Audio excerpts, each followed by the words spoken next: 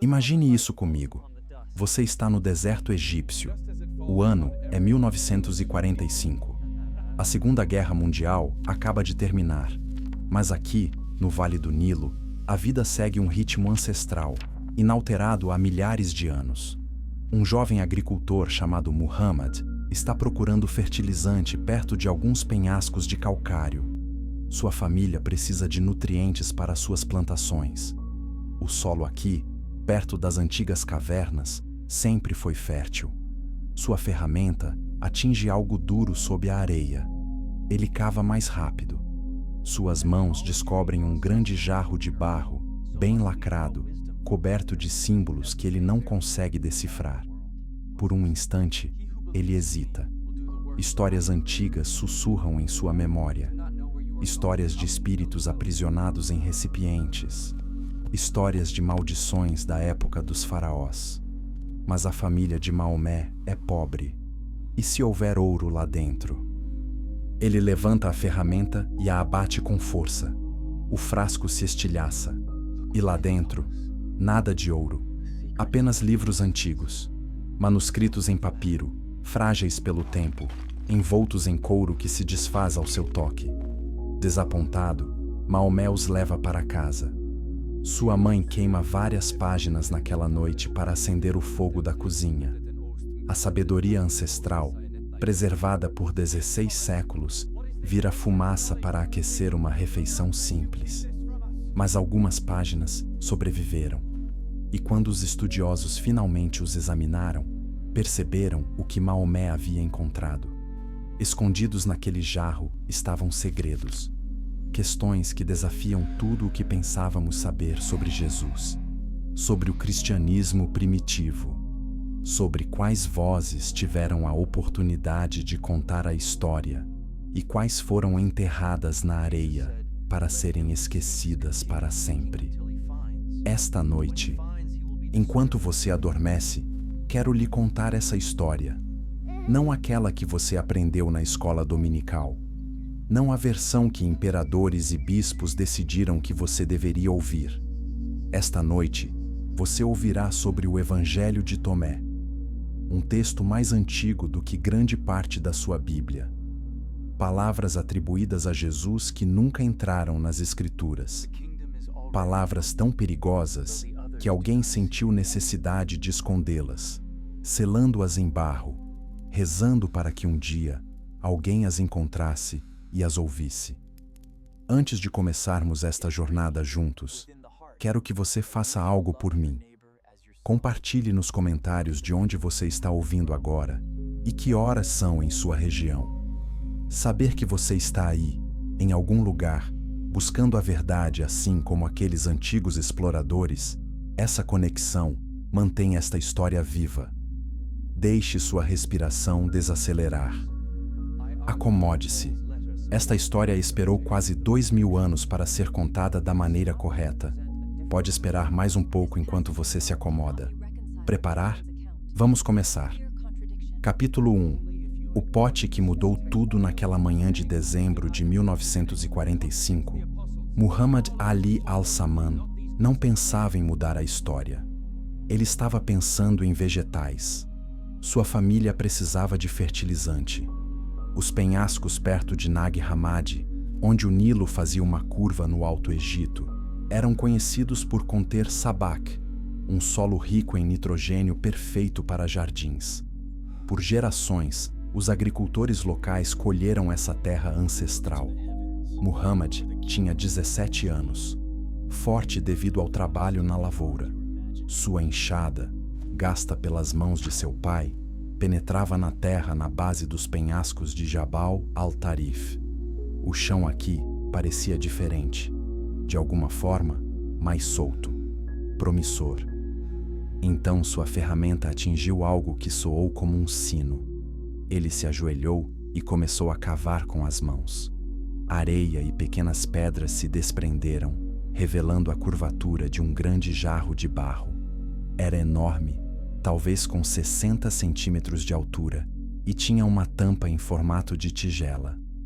Muhammad sentou-se sobre os calcanhares e ficou olhando fixamente para aquilo. Naquele instante, dois pensamentos guerreavam em sua mente. O primeiro era o medo. Todos na aldeia conheciam as antigas histórias. Os gênios, espíritos da época anterior ao Islã, às vezes se escondiam em vasos antigos. Quebrar um desses vasos poderia libertar algo terrível no mundo. O segundo pensamento foi a fome, não de comida, mas de algo melhor. Sua família era pobre, sempre pobre. Se aquele jarro contivesse moedas de ouro dos antigos reinos, tudo poderia mudar. Ele olhou em volta. O deserto se estendia vazio em todas as direções. Apenas ele, o penhasco, o frasco e a decisão que estava prestes a tomar. Maomé escolheu a esperança em vez do medo. Ele ergueu a enxada e a golpeou com força. O frasco estilhaçou-se com um som semelhante ao de ossos quebrando. Uma nuvem dourada irrompeu de dentro. Por um instante de terror, o coração de Maomé se encheu de pavor. Os gênios. Eu libertei os gênios. Mas era apenas poeira. 16 séculos de poeira, perturbada pela primeira vez, desde a época dos imperadores romanos. Quando a nuvem se dissipou, Maomé viu o que o jarro havia protegido durante todos aqueles anos. 13 livros, encadernados em couro, com as capas adornadas com belos padrões. Páginas de papiro, cobertas de escrita que ele não conseguia decifrar. Escrita copta.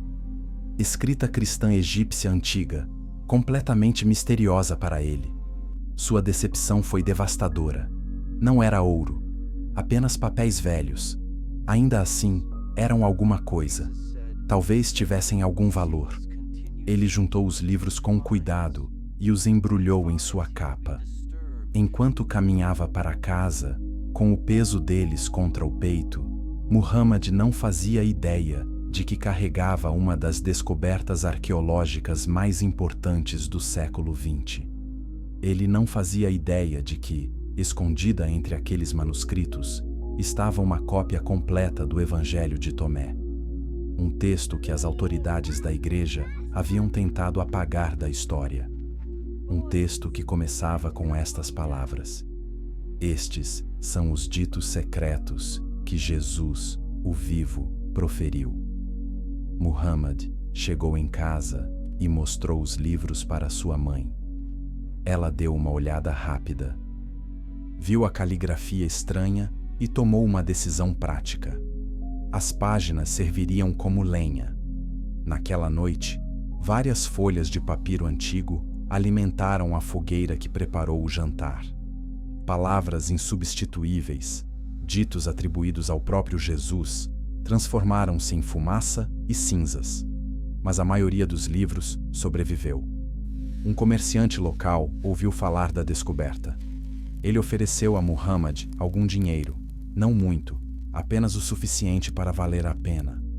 O comerciante tinha a impressão de que coisas antigas às vezes rendiam bons preços no Cairo. E assim, os livros começaram sua jornada do deserto para o mundo. Os negociantes do mercado de antiguidades do Cairo reconheceram imediatamente que não se tratavam de manuscritos comuns. O papiro era autêntico, muito antigo.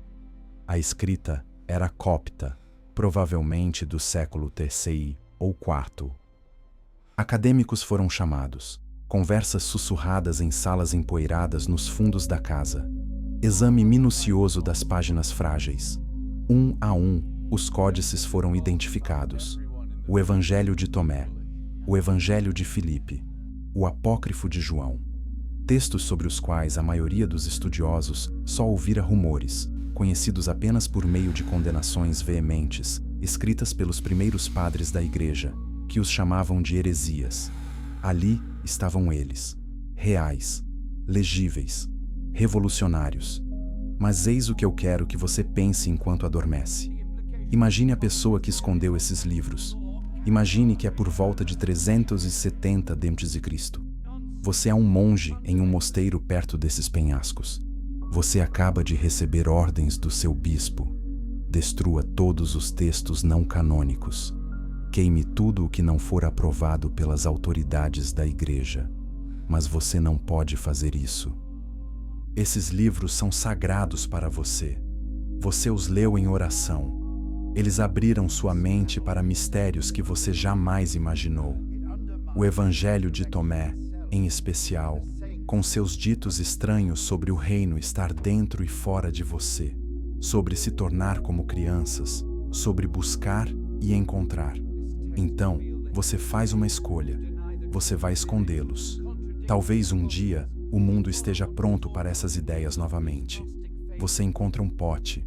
Você coloca os livros dentro dele, selando-os. Na escuridão da noite, você os carrega até a base do penhasco e os enterra. Você sussurra uma oração. Talvez seja uma oração de preservação. Talvez seja uma despedida. Então, você volta para o seu mosteiro e não conta a ninguém o que fez. Passam-se 16 séculos. A enxada de Maomé encontra o que você escondeu. E aqui estamos. Continuo fazendo as mesmas perguntas que você fez. Continuo me perguntando o que Jesus realmente disse.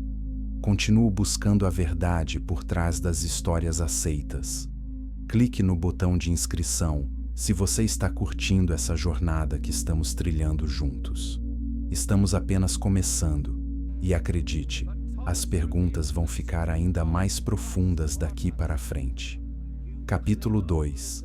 Palavras perdidas no tempo. Quando os estudiosos começaram a traduzir o Evangelho de Tomé, perceberam algo profundo. Não se tratava de mais uma história sobre a vida de Jesus. Era algo completamente diferente. Sem narrativa de nascimento, sem milagres, sem crucificação, sem ressurreição. Apenas 114 ditos, cada um introduzido com a mesma frase simples. Jesus disse. Parecia um manual secreto de ensinamentos. Como se alguém tivesse reunido as coisas mais misteriosas e enigmáticas que Jesus já disse e as colocado todas em um só lugar. Algumas dessas expressões soavam familiares. Qualquer pessoa que tivesse lido a Bíblia reconheceria frases como "Bem-aventurados os pobres" ou "Buscai e achareis". Mas até mesmo os ditos mais conhecidos tinham um sabor diferente em Tomé. Eram de alguma forma mais brutos, menos polidos, sem o contexto narrativo que os outros evangelhos forneciam. E havia também os ditos que não apareciam em nenhum outro lugar em qualquer texto cristão. Se você trouxer à luz o que está dentro de você, o que você trouxer à luz o salvará.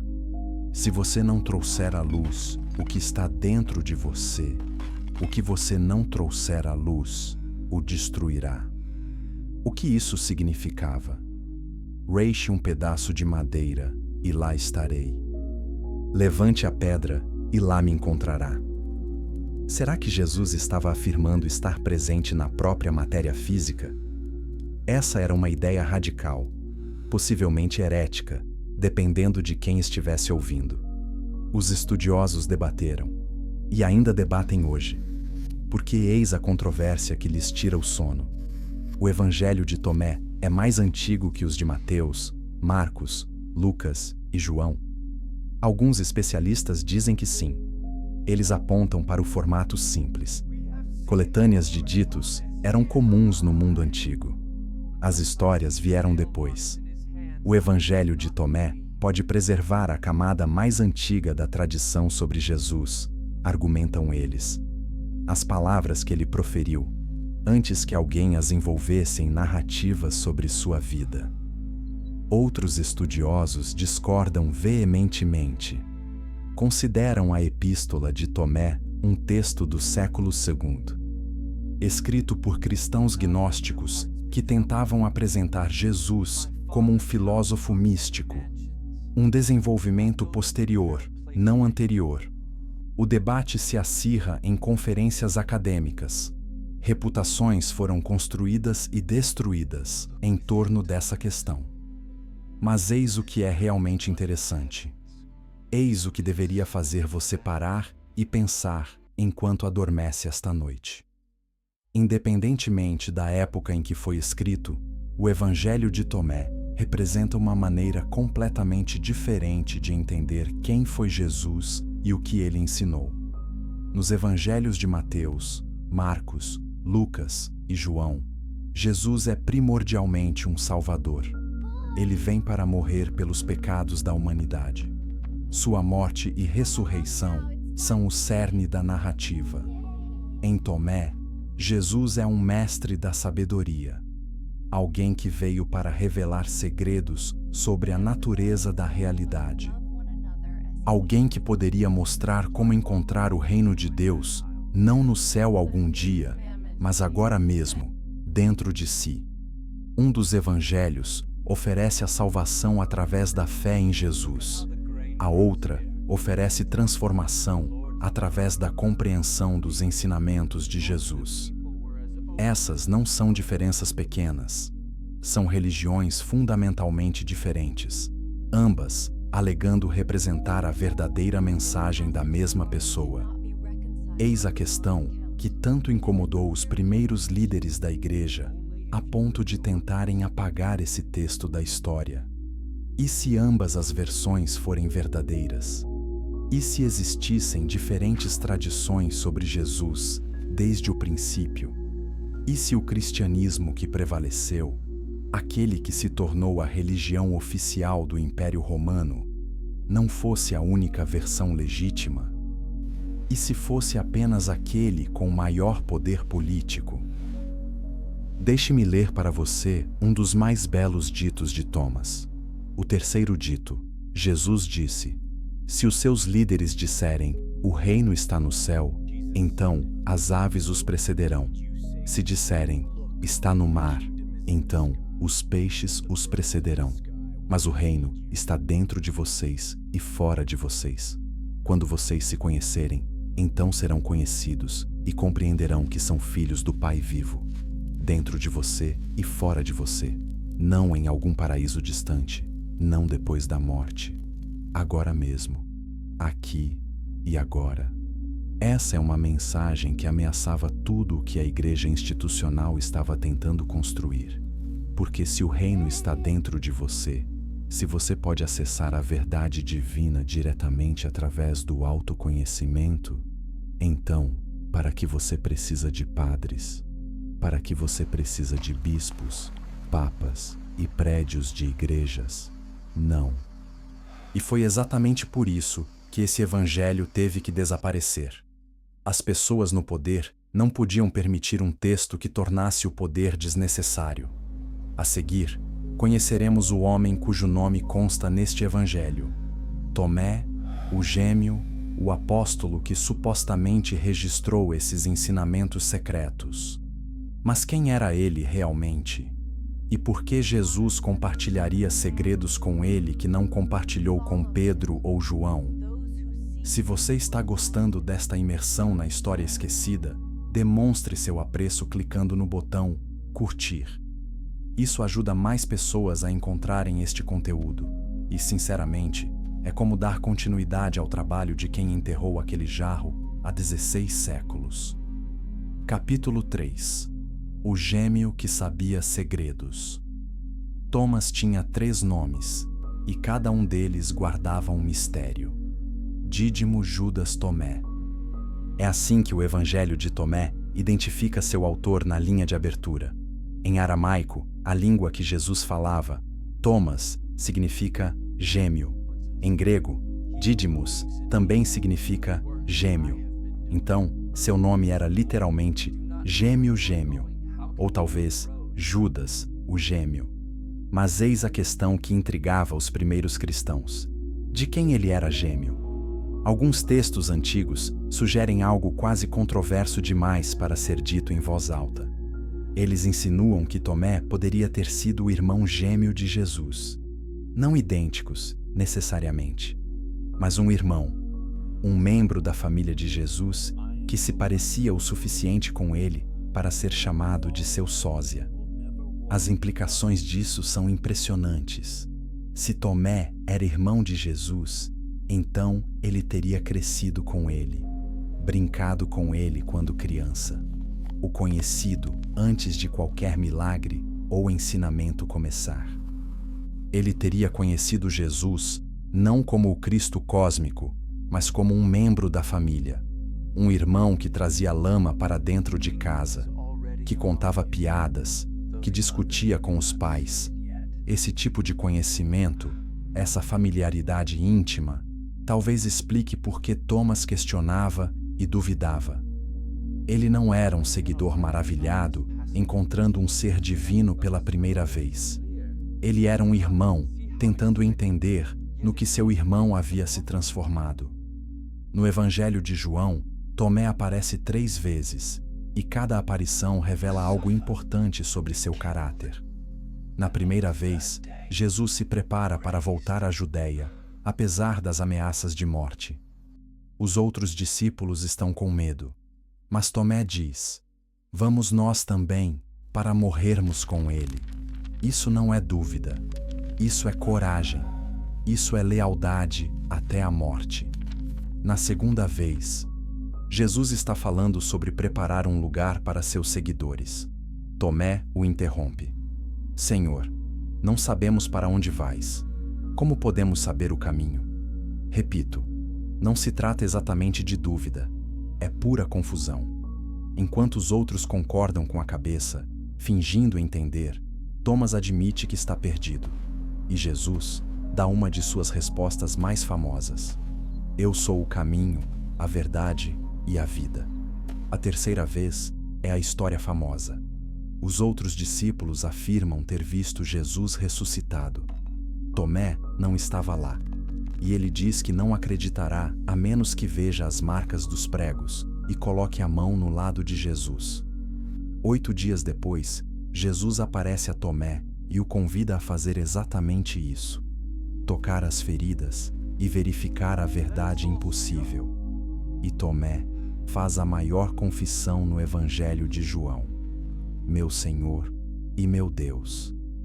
Aquele que duvida torna-se o primeiro a reconhecer plenamente a divindade de Jesus. Então, esse é Tomé nos evangelhos canônicos: corajoso, questionador e, acima de tudo, fiel. Mas o Evangelho de Tomé nos mostra um lado diferente desse apóstolo. Ao dizer o versículo 13, Jesus pergunta aos seus discípulos como ele é. Pedro diz que ele é como um mensageiro justo. Mateus diz que ele é como um sábio filósofo. Então Jesus chama Tomé à parte e lhe diz 3 coisas. Mas Tomé não conta aos outros o que Jesus disse. Quando o pressionam, Tomé responde: "Se eu vos contar ao menos uma das coisas que ele me contou, pegareis pedras e me apedrejareis, e fogo sairá das pedras e vos consumirá." O que poderia ser tão perigoso? Que verdade poderia ser tão explosiva que dizê-la em voz alta resultaria em violência? O Evangelho de Tomé não nos conta. Ele mantém o segredo em segredo, mas esse momento captura algo essencial sobre este texto. Não é para todos. Não foi feito para ser gritado aos 4 ventos. É gnose, conhecimento oculto, transmitido de mestre para aluno em sussurros. Segundo lendas cristãs posteriores, Tomé viajou mais longe do que qualquer outro apóstolo, até a Índia.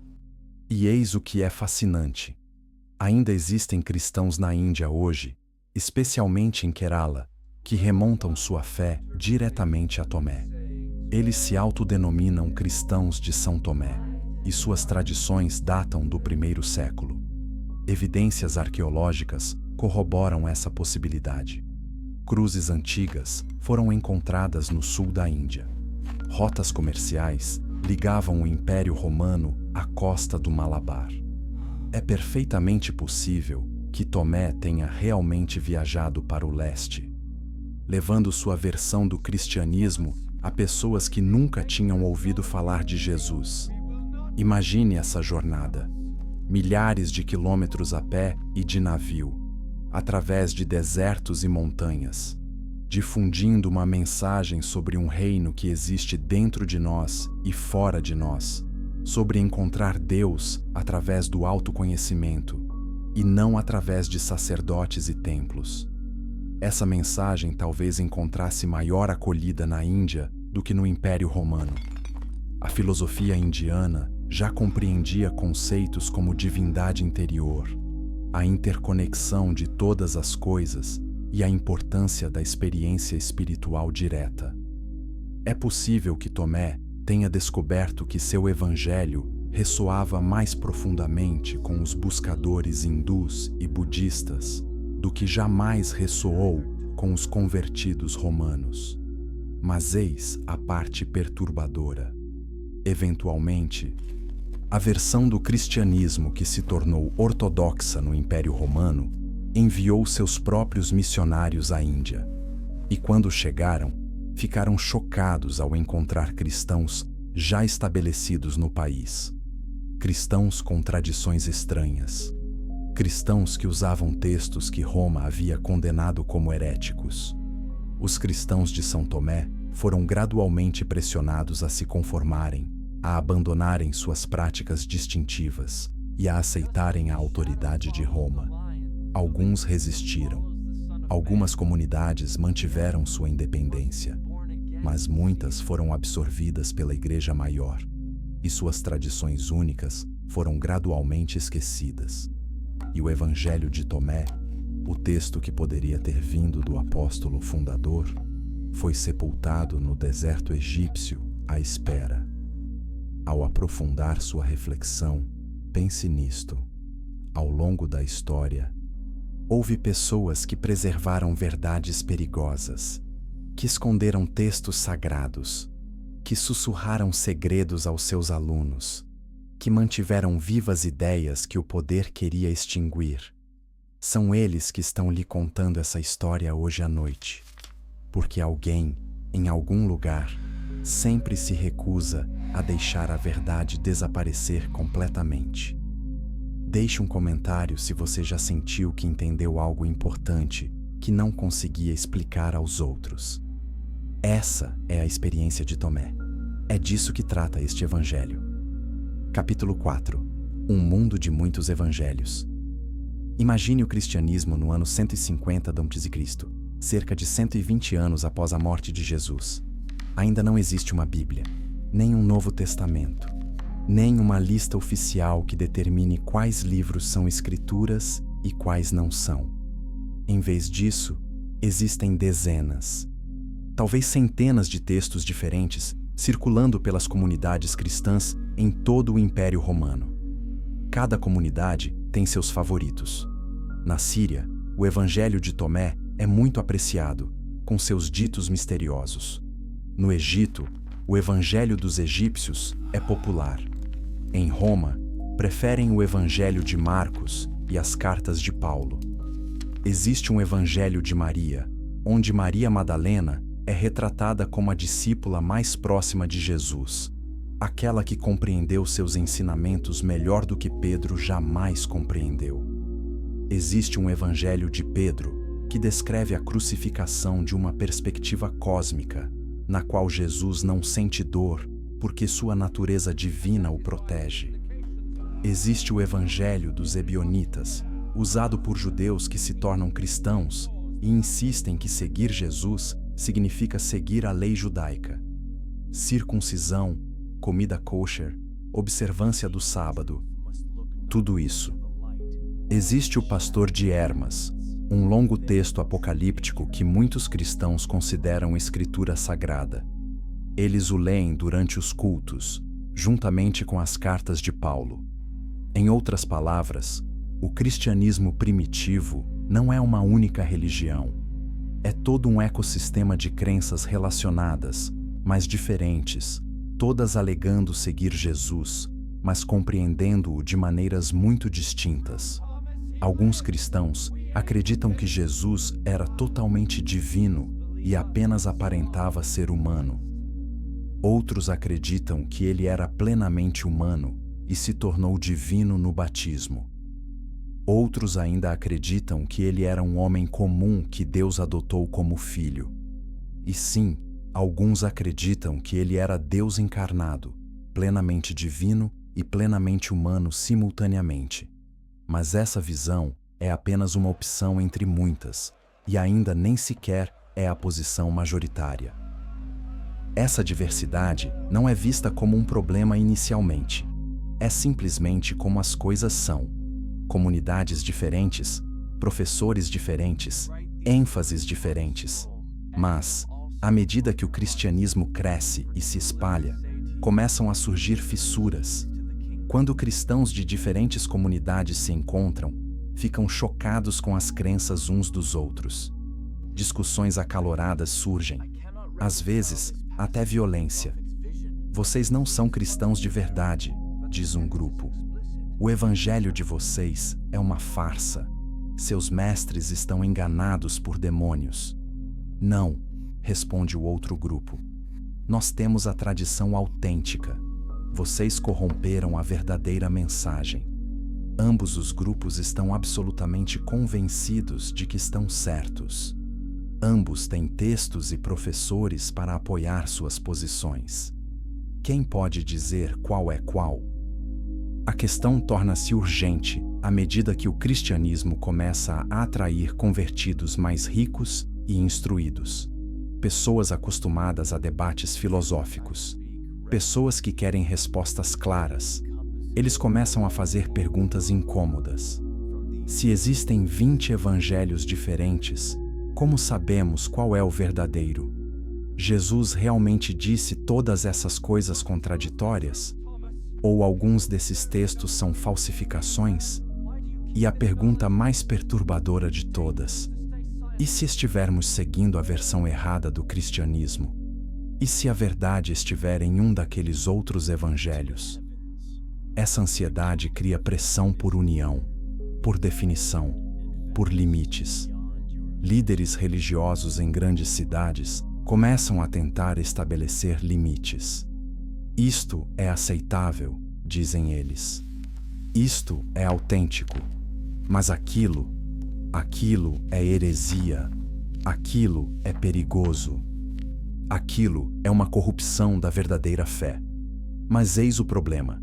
Esses líderes também não concordam entre si. O bispo em Roma diz uma coisa. O bispo em Alexandria diz outra. Os professores na Síria têm suas próprias opiniões. Durante cerca de 150 anos, aproximadamente entre 100 d.C. e 250 d.C., o cristianismo foi uma bela e caótica mistura de ideias concorrentes, todas em constante evolução, transformação e influência mútua. O Evangelho de Tomé está bem no centro disso tudo. Algumas comunidades o valorizam muito. Outras nunca ouviram falar dele. Outras ainda o conhecem, mas o rejeitam como heresia gnóstica. Eis o que deve fazer você parar para pensar enquanto adormece esta noite. Durante esse período de diversidade, o cristianismo foi incrivelmente criativo. A arte, a poesia, a sofisticação filosófica, as práticas espirituais, tudo era rico, variado e experimental, mas também era instável. Sem limites claros, qualquer líder carismático podia iniciar seu próprio movimento. Qualquer nova ideia podia dividir uma comunidade. A religião estava sempre à beira de se fragmentar em milhares de pequenas seitas. Os líderes que eventualmente unificaram o cristianismo, que criaram a única fé ortodoxa que conhecemos hoje, viam essa instabilidade como a maior ameaça, pior que a perseguição, pior que qualquer coisa. Então, eles fizeram uma escolha: unidade em vez de diversidade, estabilidade em vez de criatividade, uma história em vez de muitas.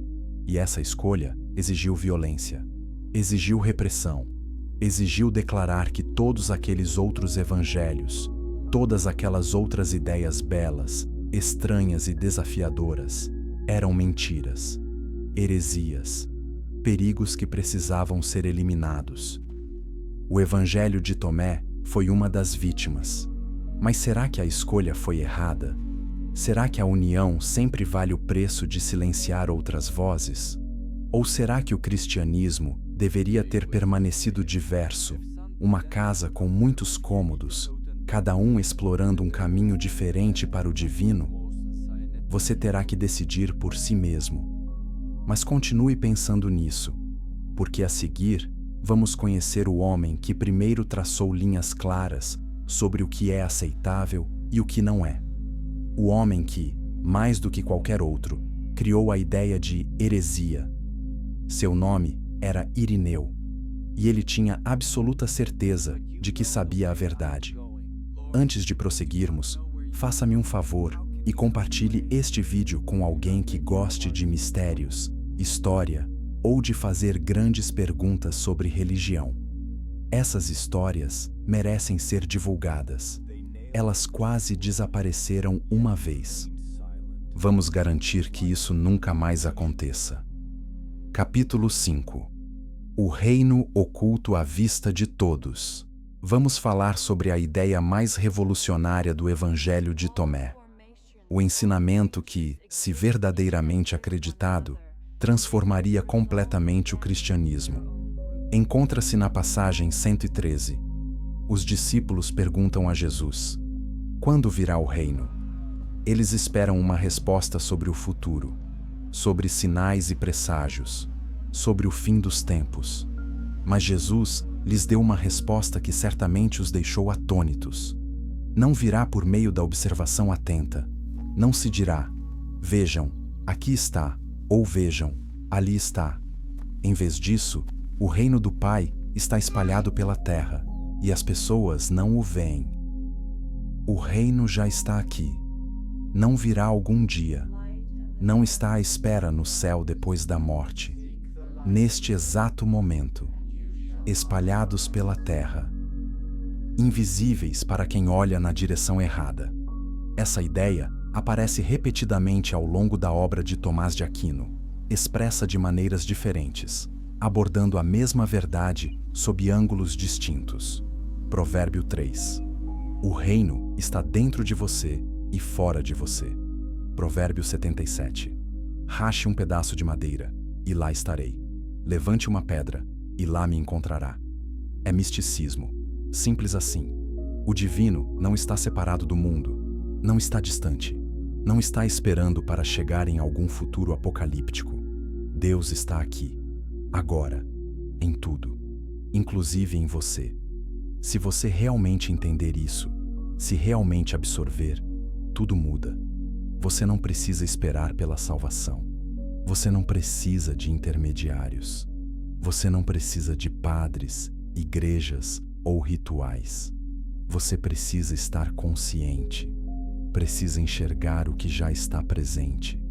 Por isso, o primeiro dito promete que quem encontrar a interpretação desses ditos não provará a morte. Porque se você realmente compreende que o reino está aqui agora, dentro e fora de você, então você transcendeu o medo da morte.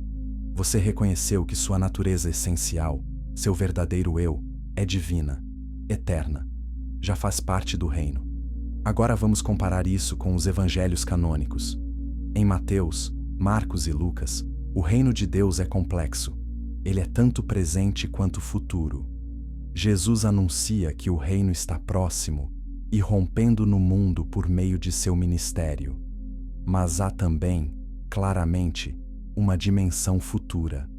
O reino chegará em sua plenitude quando o Filho do Homem vier em glória para julgar o mundo. Existe, portanto, tensão. Já existe, mas ainda não. Está presente, mas ainda está por vir. No Evangelho de João, o foco muda para a vida eterna como algo que começa agora, através da fé em Jesus. Mas mesmo João fala sobre Jesus preparando um lugar na casa de seu Pai, sobre partir e voltar. Mas Thomas elimina toda a orientação para o futuro, toda a espera, toda a expectativa apocalíptica. O reino é agora. Você simplesmente não consegue vê-lo porque está procurando nos lugares errados. Não se trata apenas de uma ênfase diferente. Trata-se de uma espiritualidade fundamentalmente diferente. Uma abordagem diz: creia na morte e ressurreição de Jesus. Aguarde seu retorno. Siga seus ensinamentos morais. Tenha esperança no céu após a morte. A outra abordagem diz: acorde. Reconheça que a realidade divina que você busca já está presente. Pare de procurar fora de si. O reino não é um lugar para onde você vai. É uma forma de ver o que já está aqui. Ambas as abordagens afirmam representar o que Jesus realmente ensinou. Mas os dois não podem estar completamente certos. Eles estão puxando em direções opostas. E é aqui que a coisa fica controversa. É aqui que você precisa pensar cuidadosamente sobre o que está realmente em jogo. Se Thomas estiver certo, se o reino já estiver presente e acessível por meio da experiência direta, então a maior parte do que a religião organizada faz é desnecessária, talvez até contraproducente. Os rituais elaborados, as hierarquias, as doutrinas, as regras sobre quem está dentro e quem está fora, tudo isso se torna irrelevante. O que importa é despertar, enxergar com clareza, reconhecer a presença divina que já está em toda parte. Essa mensagem é extremamente perigosa para o poder institucional, porque as instituições precisam que você precise delas. Precisam que você acredite que a salvação vem através de seus canais, seus sacramentos, sua autoridade. Se você pode encontrar o reino por si mesmo através da realização direta, por que daria a eles poder sobre sua vida espiritual? Você não faria isso. E é exatamente por isso que textos como o de Tomé tiveram que ser suprimidos. Não porque fossem falsos, mas porque representavam uma ameaça para toda a estrutura da autoridade eclesiástica. Aqui está outro ditado que reforça essa ideia. Ditado 70. Se você revelar o que está dentro de você, o que você tem o salvará. Se você não revelar o que está dentro de você, o que você não tem dentro de você o matará. Sua salvação está dentro de você.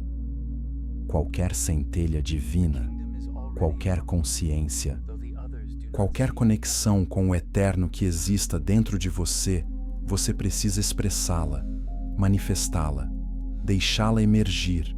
Se você reprimir isso, se tentar encontrar salvação fora de si mesmo, estará destruindo justamente aquilo que poderia te salvar. Essa é uma percepção psicológica e espiritual de profunda profundidade. Ela antecipa, em 2000 anos, as ideias terapêuticas modernas sobre autenticidade e autorrealização. Mas também é profundamente subversivo, porque coloca a autoridade dentro do indivíduo e não dentro das instituições. Ao adormecer esta noite, reflita sobre esta questão. E se o reino estiver realmente aqui agora? E se você passou a vida inteira olhando além dele? E se a verdade for mais simples e acessível do que você jamais imaginou? Essa é a promessa de Thomas. Esse é o segredo que ele tentou preservar. E foi por isso que alguém achou que valia a pena enterrá-lo no deserto por 1600 anos. Clique em gostei se isso está fazendo você repensar tudo. E acredite, vamos nos aprofundar ainda mais. Capítulo 6. Mistérios dentro de mistérios. Algumas das passagens do Evangelho de Tomé são tão estranhas, tão enigmáticas, que os estudiosos debatem sobre elas há décadas sem chegar a um consenso. Deixe-me compartilhar algumas com você. Não para explicá-las, porque não tenho certeza se alguém consegue explicá-las completamente, mas para que você possa refletir sobre a estranheza delas, para que elas atuem na sua mente enquanto você adormece. Dizer 7. Bem-aventurado o leão que se torna homem ao ser devorado por um homem, e maldito o homem que o leão devora, e o leão se torna homem. O que isso significa? Alguns estudiosos acreditam que se trata de transformação espiritual. O leão representa nossa natureza animal. Quando a consumimos através do domínio, tornamo-nos mais plenamente humanos. Mas se nossa natureza animal nos consome, perdemos nossa humanidade. Talvez. Mas por que formular isso de uma maneira tão estranha? Outras interpretações sugerem que se trata de conhecimento esotérico, da relação entre diferentes níveis de existência, da alquimia espiritual. A verdade é que não sabemos. O ditado resiste a uma interpretação clara. Talvez isso seja intencional. Dizer 11. Este céu passará, e o que está acima dele também passará. Os mortos não viverão, e os vivos não morrerão. O próprio céu vai passar. Existe um céu acima do céu. Os mortos não estão vivos, certo? Isso faz sentido. Mas os vivos não morrerão. Isso tem a ver com a vida eterna, com a alma, com algo completamente diferente? Mais uma vez, o significado cintila, quase ao alcance. Você pensa que está começando a compreendê-lo, e então ele muda. Dizer 22 é ainda mais enigmático. Jesus diz que quando você fizer dos dois um só, quando fizer do interior como o exterior, e do exterior como o interior, quando fizer do masculino e do feminino uma única pessoa, então você entrará no reino. Parece que se trata de transcender dualidades, de reconhecer que todas as nossas categorias e divisões são ilusões, de alcançar um estado de consciência unificada. Mas a próxima parte fica estranha. Para que o macho não seja macho e a fêmea não seja fêmea, quando fizeres olhos em lugar de olho, e uma mão em lugar de mão, e um pé em lugar de pé, e uma imagem em lugar de imagem. Olhos no lugar de um olho? O que significa isso? Visão espiritual? Múltiplas perspectivas? Algo completamente diferente? E depois, ao versículo 114, o versículo final do Evangelho, que causou mais controvérsia do que qualquer outro. Simão Pedro diz: façam Maria sair de nós, pois as mulheres não são dignas da vida. Jesus respondeu: eis que eu a farei homem, para que ela se torne um espírito vivente semelhante a vós, homens. Pois toda mulher que se fizer homem entrará no reino dos céus. À primeira vista, isso soa terrivelmente misógino. As mulheres precisam se tornar homens para serem salvas? Isso é terrível, não é? Mas os estudiosos argumentam que é mais complexo do que isso. Na filosofia antiga, masculino e feminino não se referiam apenas ao sexo biológico. Representavam princípios diferentes. O masculino simbolizava o espírito, a atividade, a razão. O feminino simbolizava a matéria, a passividade, a emoção. Talvez o ditado não se refira à transformação biológica.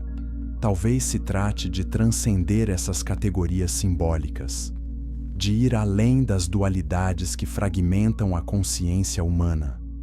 Talvez esteja dizendo que Maria, e por extensão todos os buscadores, devem transcender as limitações das categorias terrenas para entrar no reino. Ou talvez seja realmente misógino, um reflexo da cultura patriarcal que produziu o texto. Não sabemos. E essa ambiguidade é parte do que torna Thomas tão fascinante e tão frustrante. O interessante sobre esses ditos enigmáticos é que eles funcionam de maneira diferente dos ensinamentos claros. Quando Jesus diz: amai os vossos inimigos, em Mateus, o significado é claro. Pode ser difícil de acompanhar, mas você entende o que está sendo pedido. Mas quando Thomas lhe apresenta um enigma, você precisa abordá-lo de forma diferente. Precisa meditar sobre ele, refletir sobre ele, deixar que ele o transforme aos poucos. É assim que o ensinamento místico funciona tradicionalmente. O professor não lhe dá respostas. O professor lhe dá koans, enigmas que não podem ser resolvidos pela mente racional. Questões que o forçam a pensar de novas maneiras.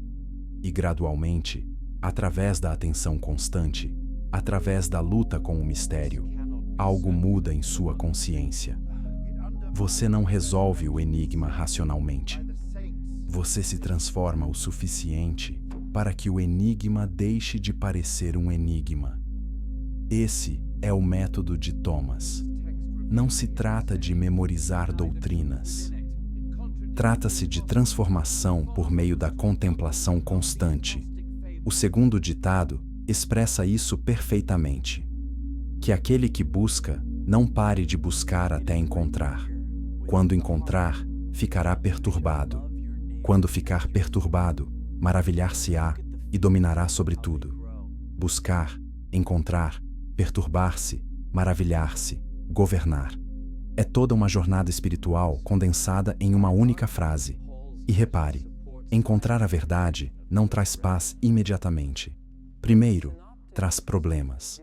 Porque encontrar a verdade significa ter suas suposições confortáveis destruídas, ter sua visão de mundo desconstruída. Só depois de atravessar essa fase difícil é que se alcança a maravilha, o espanto, a consciência transformada. Trata-se de psicologia espiritual sofisticada e está contida em ditos enigmáticos que se recusam a revelar seus segredos facilmente. Ao adormecer esta noite, deixe que um destes ditados estranhos atue em seu inconsciente. Não tente decifrá-lo, apenas deixe-o estar lá, como uma semente plantada na consciência, esperando para germinar no seu próprio tempo. Eis o que diz o versículo 67. Jesus disse: quem tudo sabe, mas tem falta interior, não tem nada. Você pode saber tudo intelectualmente e ainda assim estar espiritualmente vazio. Conhecimento não é compreensão. Informação não é sabedoria. O reino se encontra dentro de nós, nesse espaço que não pode ser preenchido apenas com conhecimento. O que lhe falta interiormente? Que vazio você tenta preencher com conhecimento, com conquistas, com distrações? Essas perguntas não têm respostas fáceis, mas vale a pena fazê-las. Deixe um comentário com seu ditado misterioso favorito desta sessão. Vamos criar uma coleção de enigmas que falam a cada um de nós de uma maneira diferente. Capítulo 7. Aqueles que escolheram enterrar a verdade. Voltemos ao Egito. O ano é 367 d.C., cerca de 335 anos após a morte de Jesus. O cristianismo mudou completamente. Não é mais uma seita perseguida. É a religião oficial do Império Romano. O próprio imperador, Teodósio, o tornou lei. Todos devem ser cristãos. Templos pagãos estão sendo fechados. Hereges estão sendo caçados. No deserto egípcio existe um mosteiro. Monges vivem ali, dedicando suas vidas à oração e ao trabalho. Eles copiam manuscritos em seu scriptorium. Mantêm uma biblioteca de textos sagrados.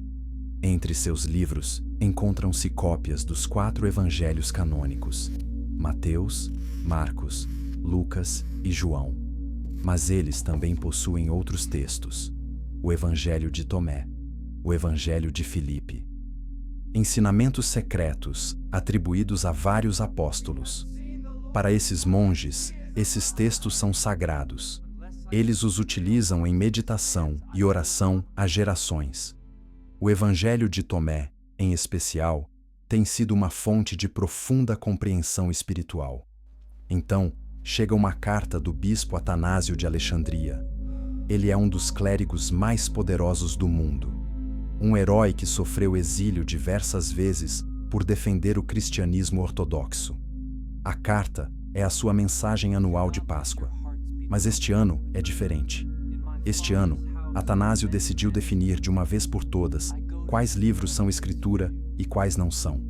Ele lista 27 livros para o Novo Testamento: Mateus, Marcos, Lucas, João, Atos, as cartas de Paulo, as outras epístolas e Apocalipse. Esses livros, e somente esses livros, são a palavra de Deus. Tudo o mais, escreve Atanásio, é herético. Obra de falsificadores. enganos perigosos que desviam os ingênuos do caminho certo. Ele ordena que todos os textos não autorizados sejam destruídos. Imagine que você é um desses monges que recebeu esta carta. Você dedicou sua vida a Cristo. Você obedece ao seu bispo, mas está sendo instruído a queimar livros que nutriram sua alma por anos. O que você faz? Podemos supor que alguns monges obedeceram sem questionar. Recolheram os textos condenados e queimaram-nos. Fumo subindo do pátio do mosteiro, a sabedoria ancestral transformando-se em cinzas. Mas pelo menos um grupo de monges não conseguiu. Eles olharam para o Evangelho de Tomé, para o Evangelho de Filipe, para os outros textos preciosos em sua biblioteca e não conseguiram destruí-los. Então, eles fizeram um plano. Eles as esconderiam. As preservariam para um futuro que talvez fosse mais tolerante, mais aberto à diversidade. Trabalhando em segredo, eles reuniram 13 códices encadernados em couro, 52 textos diferentes. Eles os envolveram cuidadosamente em capas protetoras. Encontraram um grande jarro de barro, do tipo usado para armazenar grãos. Lacraram os livros dentro dele. Na escuridão da noite, talvez apenas 2 ou 3 monges a par da conspiração, eles carregaram o jarro para o deserto, até a base dos penhascos de Jabal al-Tarif, até um local com tumbas antigas, fora dos limites do mosteiro. Eles cavaram, enterraram o jarro, cobriram-no com areia e pedras. Talvez tenham feito uma oração. Talvez esperassem poder desenterrá-lo quando o expurgo terminasse. Mas eles nunca o fizeram. Talvez tenham sido pegos e punidos por sua desobediência. Talvez tenham morrido. Talvez simplesmente nunca tenham tido a chance. O jarro permaneceu enterrado. Os livros permaneceram sob a areia. E durante 16 séculos, o Evangelho de Tomé existiu apenas como um rumor. Um texto que os padres da igreja condenaram, mas que ninguém conseguia de fato ler. Até que a enxada de Maomé atingiu aquele jarro em 1945. Agora pense no que isso significa. A única razão pela qual você ouvirá falar sobre o Evangelho de Tomé esta noite é porque monges anônimos cometeram um ato de rebelião contra seu bispo. Eles desobedeceram ordens diretas da autoridade religiosa, quebraram as regras, ocultaram o que deveriam destruir. Eles eram hereges, segundo a definição da própria igreja, mas preservaram algo precioso. A história está repleta de momentos como este. Quando a versão oficial da verdade é imposta com violência e censura, sempre há alguns que se recusam a obedecer, que escondem livros, que memorizam poemas proibidos, que transmitem ideias perigosas à próxima geração em sussurros. A história que conhecemos é a história dos vencedores, daqueles que detêm o poder e que puderam escrever a versão oficial dos fatos. Mas enterradas na areia, escondidas em bibliotecas secretas, preservadas em tradições orais, sempre existem outras histórias, outras verdades, outras possibilidades. O Evangelho de Tomé é uma dessas outras possibilidades. Ele sobreviveu porque as pessoas acharam que valia a pena correr o risco. E agora, por causa desse antigo ato de desobediência, você está deitado na cama, ouvindo ideias que foram quase apagadas da história da humanidade. Isso nos faz pensar no que mais foi enterrado, que outros textos estão adormecidos sob a areia, esperando que alguém os golpeie com uma enxada, que outras verdades o poder tentou eliminar. Se esta história lhe causou arrepios, inscreva-se no canal, porque vamos falar exatamente sobre como este texto foi condenado, quem o condenou e por que essas pessoas se sentiram tão ameaçadas por esses simples ditados. Capítulo 8. Quando os imperadores decidiam sobre a palavra de Deus. O ano é 325 d.C. O local é Niceia, uma cidade que fica no que hoje é a Turquia. O imperador Constantino convocou uma reunião. Não uma reunião qualquer. Ele reuniu bispos de todo o mundo cristão. Mais de 300 deles. Muitos desses bispos ainda carregam cicatrizes das perseguições recentes. Olhos perdidos, mãos quebradas. Marcas de tortura infligidas pelo Estado romano pelo crime de serem cristãos. Agora o próprio imperador, chefe desse mesmo Estado romano, está pedindo que eles se reúnam. Ele está pagando pelas viagens deles, providenciando a hospedagem, organizando uma conferência de proporções sem precedentes. Por quê? Porque o cristianismo está se destruindo por dentro. A questão central é a natureza de Jesus Cristo. Ele é igual a Deus Pai? Ou é um ser criado, o primeiro e maior da criação de Deus, mas ainda assim subordinado? Uma facção, liderada por um sacerdote chamado Ário, ensina que houve um tempo em que o Filho não existia. Jesus é divino, sim, mas não é igual ao Pai. A outra facção, eventualmente liderada por um jovem diácono chamado Atanásio, insiste que o Filho é da mesma substância que o Pai. Homoousios, em grego. Igual, eterno, plenamente divino. Isso pode parecer um debate teológico obscuro, mas está dilacerando comunidades. Tumultos nas ruas, igrejas se dividindo. A unidade do império está ameaçada. Constantino não se importa muito com teologia. Ele é um soldado, um político. Ele se importa com a ordem, com a unidade, com ter uma igreja que possa sustentar um império. Então, ele convoca o Concílio de Niceia e deixa algo claro. Ele quer uma decisão. Ele quer consenso. Ele fará cumprir qualquer decisão dos bispos com todo o poder do Estado romano. Após semanas de debates acalorados, a posição ortodoxa prevalece. O concílio declara que Jesus Cristo é da mesma substância que o Pai. Eles inserem isso em um credo, o credo niceno, que se torna a doutrina oficial do cristianismo. Ário e os bispos que o apoiavam foram exilados. Constantino ordenou que os livros de Ário fossem queimados. Qualquer pessoa flagrada em sua posse seria condenada à morte. Pela primeira vez na história cristã, acreditar na coisa errada não é apenas perigoso espiritualmente, é perigoso legalmente. A heresia tornou-se um crime contra o Estado. Isso estabelece um precedente que moldará os próximos 1500 anos. O concílio não discute explicitamente quais evangelhos são escrituras. Isso virá depois. Mas o princípio está estabelecido. Concílios oficiais da Igreja, apoiados pelo poder imperial, podem definir a crença correta e podem punir qualquer um que discorde. Agora, avancemos para 367 d.C. Lembram-se do bispo Atanásio? Aquele mesmo jovem diácono que lutou pela posição ortodoxa em Niceia é agora o poderoso bispo de Alexandria. Ele escreve sua carta pascal, definindo os 27 livros do cânon do Novo Testamento e declarando todos os outros textos heréticos. Esta não é apenas a opinião de um bispo, é lei, respaldada pelo Império Romano Cristão. Então, em 380 b.C., o imperador Teodósio I oficializou a situação. O cristianismo niceno tornou-se a única religião legal. Todas as outras foram proibidas. Templos pagãos foram fechados. Grupos cristãos considerados heréticos foram declarados ilegais. Em 391 d.C., uma multidão cristã em Alexandria, incentivada pelo bispo, destrói a grande biblioteca de Alexandria.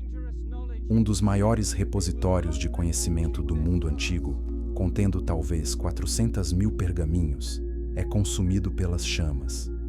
Livros que discordavam do cristianismo ortodoxo, incluindo evangelhos alternativos e textos gnósticos, foram sistematicamente destruídos em todo o império. É assim que se chega a um consenso, não pela persuasão, não por argumentos melhores, mas pela força, queimando livros, exilando dissidentes e tornando ideias alternativas ilegais. O Evangelho de Tomé, juntamente com dezenas de outros textos, foi abrangido por essa purga. E aqui está a questão controversa com a qual você precisa refletir. E se o cristianismo que venceu, a versão que se tornou oficial, não fosse de fato mais verdadeiro? E se ele simplesmente tivesse tido melhor acesso ao poder imperial? E se a diversidade do cristianismo primitivo, todos aqueles evangelhos diferentes e interpretações distintas, fosse na verdade uma força, uma riqueza, uma multiplicidade de caminhos para o divino? E se a consolidação em uma versão oficial única fosse uma perda e não uma vitória? E se abríssemos mão de algo precioso em troca de unidade e ordem? Os cristãos ortodoxos dirão que o processo foi guiado pelo Espírito Santo, que os verdadeiros evangelhos naturalmente prevaleceram, que os textos heréticos foram rejeitados porque eram falsos.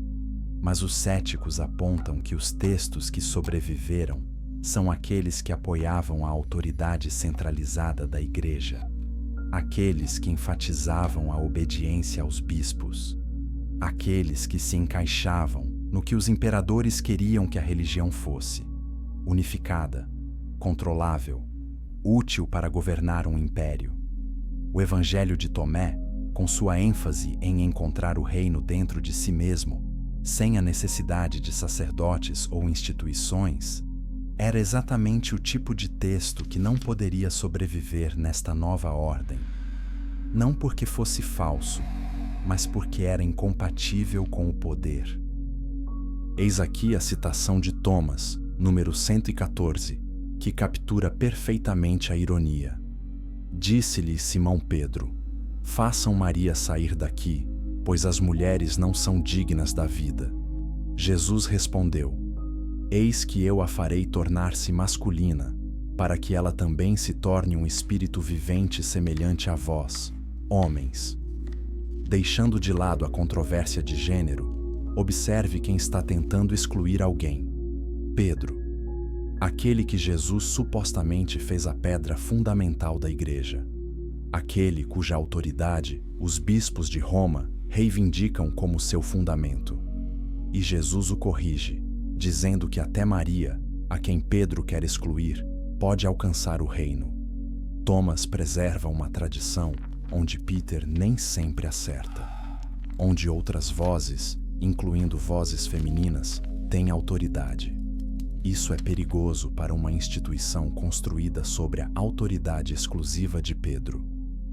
Então, Thomas teve que sair.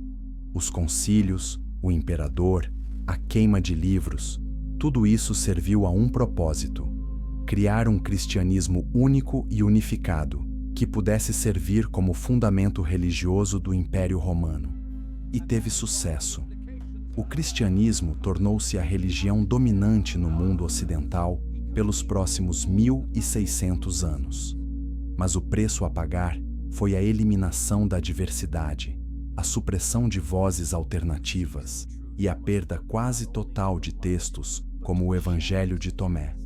A seguir, os longos séculos em que Tomé foi esquecido, quando existia apenas como um rumor e uma condenação nos escritos dos padres da Igreja, e então a redescoberta milagrosa, o momento em que o jarro se abriu e essas palavras antigas puderam ser ouvidas novamente.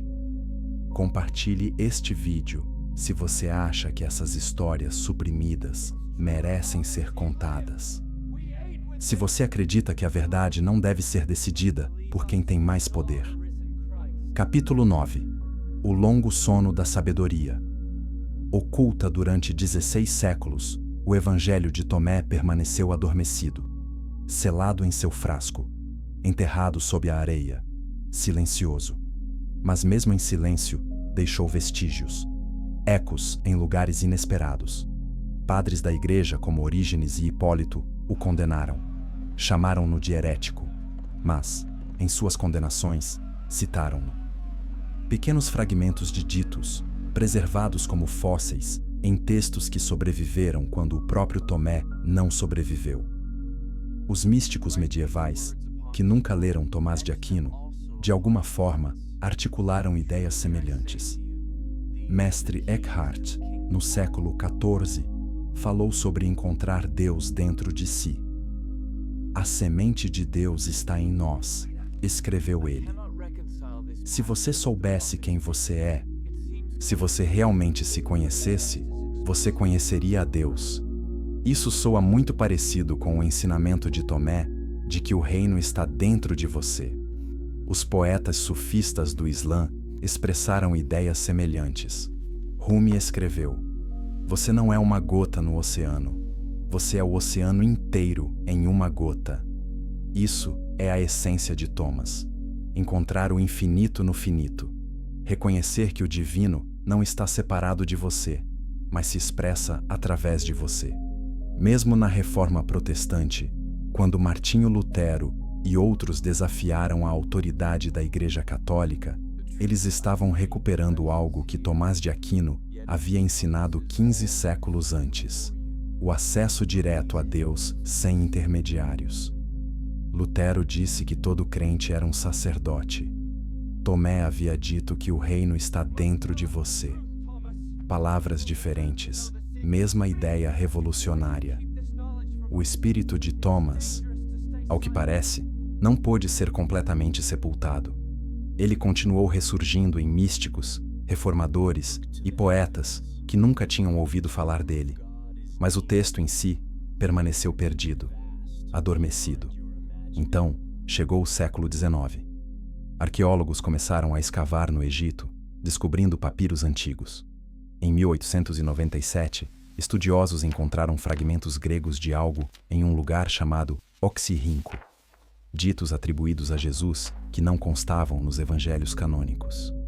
Eles não sabiam o que haviam encontrado. Os fragmentos estavam muito incompletos. Mas décadas depois, após a descoberta em Nag Hammadi, os estudiosos perceberiam que aqueles fragmentos gregos eram partes do Evangelho de Tomé. O texto estava tentando despertar, enviando sinais através da areia. E então, em dezembro de 1945, a enxada de Maomé atingiu aquele jarro. Os estudiosos que traduziram o Evangelho de Tomé pela primeira vez ficaram perplexos. Não se tratava apenas de mais um texto cristão primitivo. Era potencialmente um dos primeiros registros dos ensinamentos de Jesus. O formato era primitivo, apenas ditados, sem narrativa. Isso sugeria grande antiguidade. Algumas das passagens eram idênticas ou quase idênticas às de Mateus e Lucas. Mas as versões de Tomé eram por vezes mais simples, menos rebuscadas, como se estivessem mais próximas da tradição oral original. Os debates acadêmicos começaram imediatamente. Qual era a idade de Tomé? Quem o escreveu? Foi realmente composto pelo apóstolo Tomé, ou foi atribuído a ele posteriormente? A maioria dos estudiosos data a forma final do manuscrito de Thomas por volta de 100, 150 d.C. Mas eles acreditam que ele pode conter material que remonta a um período anterior, possivelmente a meados do primeiro século, o que significa que alguns desses ditos podem ser tão antigos quanto, ou até mais antigos que, os evangelhos canônicos. Isso é explosivo, porque significa que Tomé pode ter preservado as palavras reais de Jesus em formas mais próximas do que ele realmente disse. Naturalmente, outros estudiosos discordam. Eles argumentam que Tomé é posterior, influenciado por ideias gnósticas do século II, que não se trata de uma janela para o Jesus histórico, mas sim de uma reinterpretação gnóstica dele. O debate continua. Conferências são realizadas, livros são escritos, carreiras são construídas e destruídas em torno da questão da autenticidade de Thomas. Mas eis o que não se discute. O Evangelho de Tomé nos dá acesso a uma forma de cristianismo que foi suprimida e quase perdida. Ele nos mostra que havia cristãos nos primeiros séculos que entendiam Jesus principalmente como um mestre da sabedoria, não como um sacrifício pelo pecado. Isso nos mostra que alguns cristãos acreditavam que a salvação vinha através do autoconhecimento e não através da fé na crucificação. Isso nos mostra que o cristianismo que conhecemos hoje é um ramo de uma árvore que outrora tinha muitos ramos. E isso levanta a possibilidade, por mais desconfortável que seja, de que o ramo que sobreviveu talvez não tenha sido o mais legítimo, apenas aquele com o melhor acesso ao poder imperial. Quando os textos de Nag Hammadi foram publicados pela primeira vez, os cristãos conservadores ficaram horrorizados. Ali estava a prova de que a heresia existira na igreja primitiva, que a unidade que eles acreditavam existir era uma criação posterior, não uma realidade original. Mas os cristãos progressistas ficaram entusiasmados. Ali estava a prova de que o cristianismo tinha sido mais diverso, mais místico e mais aberto à liderança feminina do que qualquer um imaginava.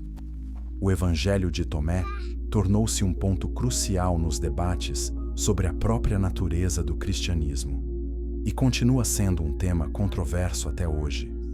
Alguns estudiosos construíram suas reputações defendendo sua autenticidade e importância. Outros construíram suas carreiras refutando-o. O texto que foi enterrado para silenciá-lo tornou-se um dos documentos mais comentados nos estudos bíblicos. Ao adormecer, pense nisto. As verdades podem ser enterradas, mas não desaparecem. Elas esperam, às vezes, por séculos, mas, eventualmente, alguém cava no lugar certo, e o que estava oculto vem à tona. O Evangelho de Tomé esperou 1600 anos. Que outras verdades aguardam? Que outras vozes foram silenciadas, mas que ainda poderiam se manifestar se alguém as escutasse com atenção suficiente? Clique em gostei se você está grato por esses monges terem escolhido se esconder em vez de destruir. A desobediência deles é o motivo pelo qual você está ouvindo esta história hoje. Capítulo 10. Ressurreição no mundo moderno. A década de 1960 foi um período de questionamentos. A Guerra do Vietnã, os direitos civis, a libertação feminina, a revolução sexual e também uma revolução espiritual. As pessoas estavam se afastando das igrejas tradicionais, explorando religiões orientais, experimentando meditação e psicodélicos, em busca de uma experiência espiritual direta. Nesse contexto cultural, surgiu o Evangelho de Tomé. Foi uma coincidência perfeita. Ali estava um texto cristão antigo que soava mais como budismo zen do que qualquer coisa que eles tivessem ouvido na escola dominical. Se você trouxer à luz o que está dentro de você, o que você tem lhe salvará. Não se tratava de pecado, culpa ou da necessidade de ser resgatado pela morte de Jesus na cruz. Tratava-se de autorrealização, de encontrar o seu eu autêntico. Era isso que a contracultura já dizia, e agora Jesus também dizia isso. O Evangelho de Tomé tornou-se uma sensação. Livros sobre ele se tornaram best-sellers. Acadêmicos especializados no assunto se tornaram celebridades. Elaine Pagels, professora de religião em Princeton, escreveu Os Evangelhos Gnósticos e ganhou o Prêmio Nacional do Livro. De repente, o texto que fora condenado como heresia durante 16 séculos tornou-se algo legal, progressista, libertador. A espiritualidade da nova era acolheu Thomas.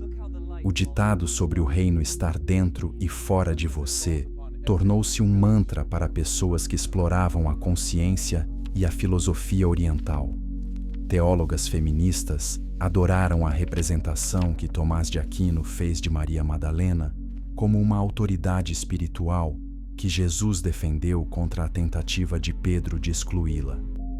Cristãos LGBTQ encontraram em Tomé uma visão do cristianismo que transcendia categorias rígidas, que falava sobre se tornar unificado e íntegro. Pessoas que haviam sido feridas por igrejas autoritárias descobriram em Tomé um cristianismo que valorizava a experiência pessoal em detrimento do controle institucional.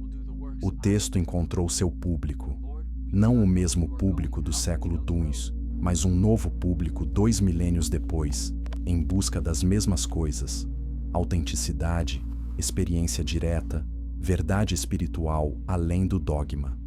Mas Tomé também enfrentou críticas. Cristãos ortodoxos e evangélicos reagiram com veemência. Argumentaram que Tomé havia sido corretamente excluído da Bíblia, pois representava heresia gnóstica e não o cristianismo autêntico. Eles apontaram que a Epístola de Tomé contradiz doutrinas cristãs fundamentais. Ela nunca menciona a morte de Jesus como um sacrifício pelo pecado. Não demonstra interesse na ressurreição. Não apresenta Jesus como o único Filho de Deus, mas sim como um mestre que ensina outros a encontrar o divino dentro de si mesmos. Isso não é cristianismo, disseram os críticos. Isso é misticismo disfarçado de linguagem cristã. O debate acirrou-se e continua acirrado, porque Tomé levanta questões incômodas, questões sobre autoridade, sobre como sabemos o que é verdade, sobre quem define o que é o cristianismo. Se você é um cristão tradicional, Tomé representa uma ameaça. Sugere que a fé que você herdou pode ser apenas uma opção entre muitas, e não a única verdade revelada de uma vez por todas aos santos. Se você é um buscador espiritual desiludido com a religião institucional, a obra de Tomé é um presente. Ela prova que existiam outras maneiras de ser cristão, maneiras que honravam o mistério, valorizavam a experiência interior e não exigiam a crença em doutrinas que não fazem sentido para a mente moderna. A ressurreição moderna de Tomé criou algo interessante: um cristianismo para pessoas que não se encaixam nas igrejas tradicionais. Os grupos de leitura de Thomas se reúnem em salas de estar e cafeterias. Eles não são afiliados a nenhuma denominação religiosa. São apenas pessoas explorando esses ensinamentos antigos, buscando a sabedoria que conseguem encontrar. Igrejas progressistas incorporam o Epístola de Tomé em sua liturgia, lendo-a juntamente com os evangelhos canônicos. Encontram nele recursos para reimaginar o cristianismo como inclusivo, não dogmático e místico. Mesmo alguns católicos e cristãos ortodoxos, embora mantenham suas crenças tradicionais, reconhecem que Tomé preserva valiosas tradições cristãs primitivas, que isso pode enriquecer a fé, mesmo que não seja escritura canônica. O texto tornou-se um ponto de encontro, um lugar onde professores de história, buscadores espirituais, teólogas feministas e pessoas comuns, ávidas por um significado mais profundo, podem se reunir e fazer perguntas em conjunto. O que Jesus realmente ensinou? Quão diverso era o cristianismo primitivo? O que se perdeu quando a ortodoxia prevaleceu? O que poderíamos recuperar desses textos esquecidos? Essas não são apenas questões acadêmicas, são pessoais. Dizem respeito ao significado da vida, à identidade e a como vivê-la. Para muitas pessoas hoje, o Evangelho de Tomé oferece o que o cristianismo tradicional não oferece: permissão para confiar na própria experiência espiritual. Permissão para encontrar o divino dentro de si. Permissão para questionar a autoridade e buscar o próprio caminho. Foi isso que a tornou perigosa no século IV. É isso que a torna libertadora no século XXI. E eis a bela ironia: os bispos que condenaram Tomé e ordenaram sua destruição pensavam que estavam apagando-o da história. Pensavam que estavam protegendo a verdade ao eliminar o erro. Em vez disso, eles criaram uma cápsula do tempo. Ao obrigar aqueles monges a enterrar o texto, eles o preservaram de uma forma que simplesmente deixá-lo em bibliotecas jamais conseguiria. Se o manuscrito de Thomas tivesse permanecido disponível, poderia ter sido copiado tantas vezes que o significado original teria sido distorcido. Ou poderia ter se perdido em incêndios, inundações e na deterioração natural dos manuscritos. Mas, sepultado em um frasco lacrado, protegido da umidade e do oxigênio, sobreviveu inalterado por 16 séculos. A tentativa de silenciá-lo garantiu sua sobrevivência. E agora, quando o mundo está pronto para ouvir mensagens sobre encontrar o divino interior, sobre questionar a autoridade, sobre buscar a verdade através da experiência pessoal, eis que surge este texto antigo que oferece exatamente essa sabedoria. Talvez esse seja o verdadeiro milagre do Evangelho de Tomé. Não o fato de ter sobrevivido, mas sim o de ter surgido exatamente no momento certo da história da humanidade. O que você acha? Será mera coincidência de datas? Ou será que a verdade tem algo a ver com o fato de vir à tona quando mais precisamos dela? Deixe um comentário com suas opiniões. E se esta jornada significou algo para você, inscreva-se para não perder as próximas novidades. Capítulo 11.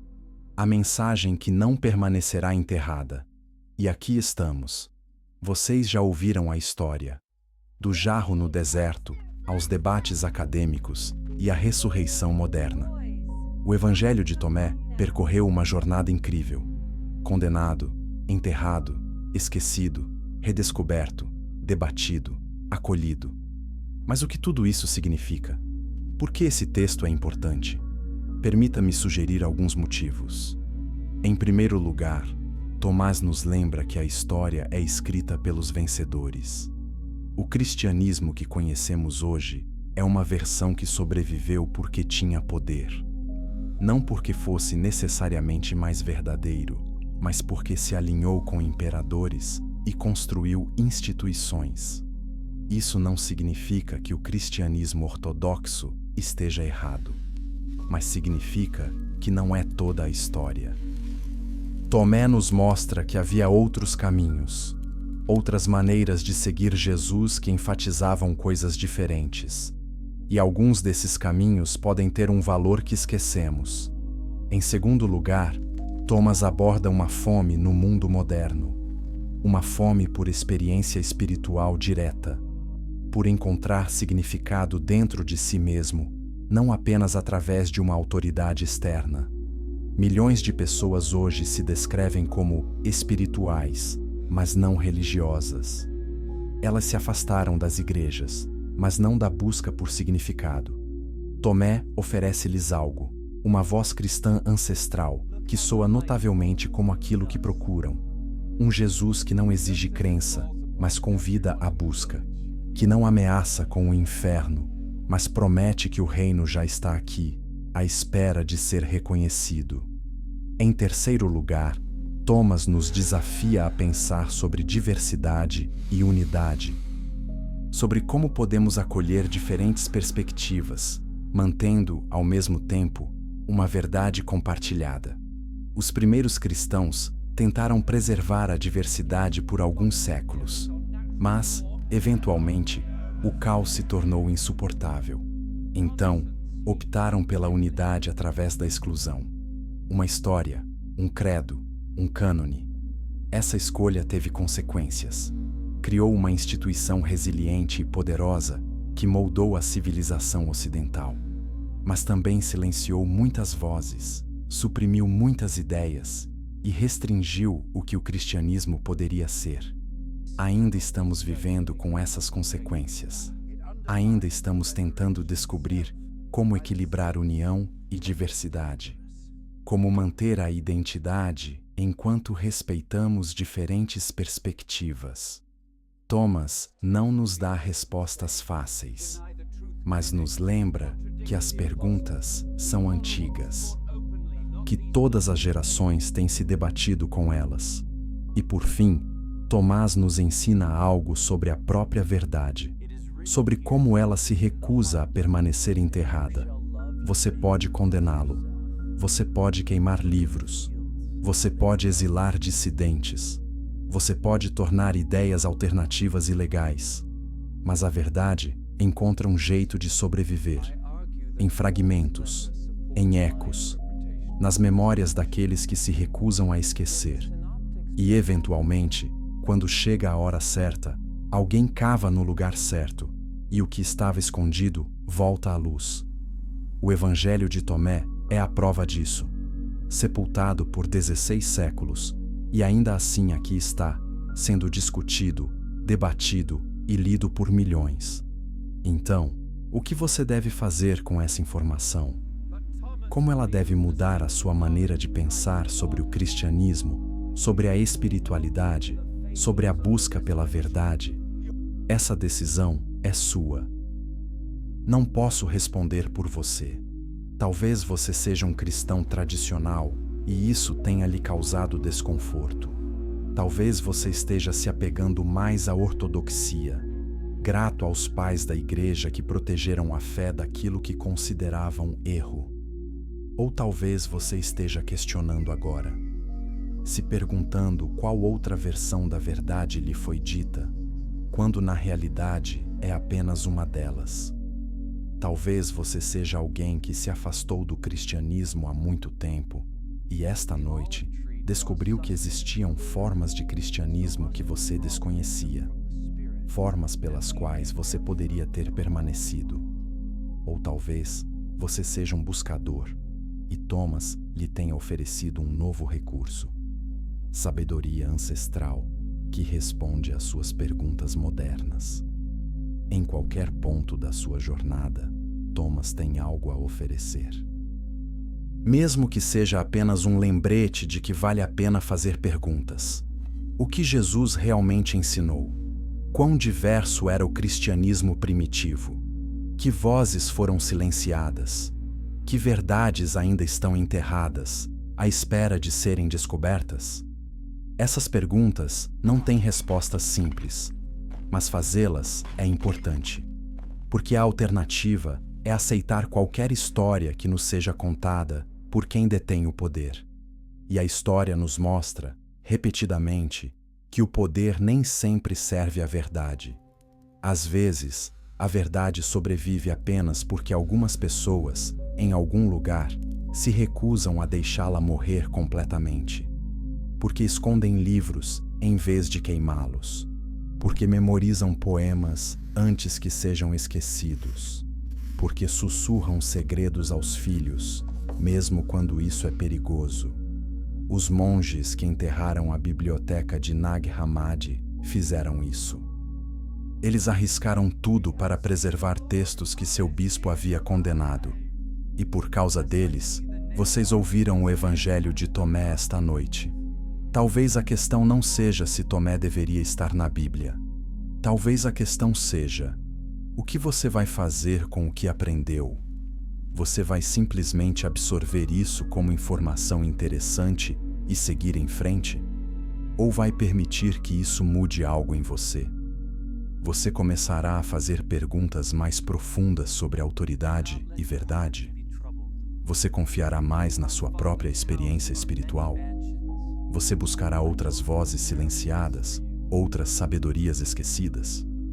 O texto que deveria ter sido esquecido está falando novamente. A questão é: você está ouvindo?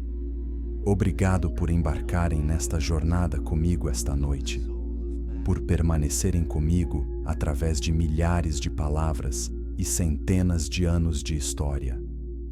Se isso foi importante para você, compartilhe com alguém que ama mistérios. que faz perguntas difíceis, que acredita que a verdade vale a pena ser buscada, mesmo quando é desconfortável. E inscreva-se, porque há mais histórias enterradas para contar, mais vozes silenciadas para recuperar, mais verdades à espera na areia. O Evangelho de Tomé ensina que o reino já está aqui, espalhado pela terra, mas as pessoas não o veem. Talvez isso seja verdade sobre a própria verdade.